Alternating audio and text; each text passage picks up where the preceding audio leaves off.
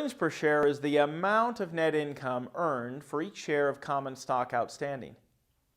Earnings per share is the most widely quoted of all the financial ratios.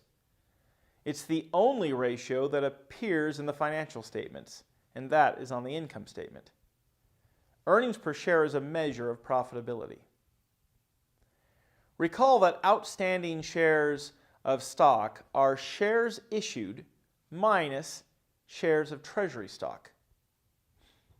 Earnings per share is calculated as net income minus preferred stock dividends divided by the average number of common stock shares outstanding. So here's an income statement for our sample company.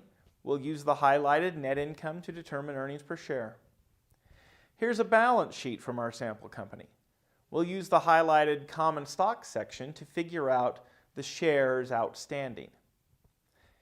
Sometimes we aren't given the number of shares outstanding, like in my example, but it's easy enough to figure out if we have the value of the stock and the par value.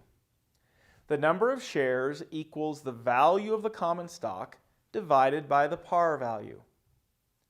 So for 2016, net income minus preferred stock dividends, which I've assumed to be $100 in this example, divided by the average common shares outstanding, gives us earnings per share of $1.71. This result is often compared with others in the industry, as well as what stock market analysts predicted. Thank you for watching. If this video was useful, subscribe and click on the notification icon to never miss out on new video. Comment, "I want a copy of book." The book is free for first 100 subscribers. Follow me on Instagram, YouTube, and Twitter. Link in the description. Thank you.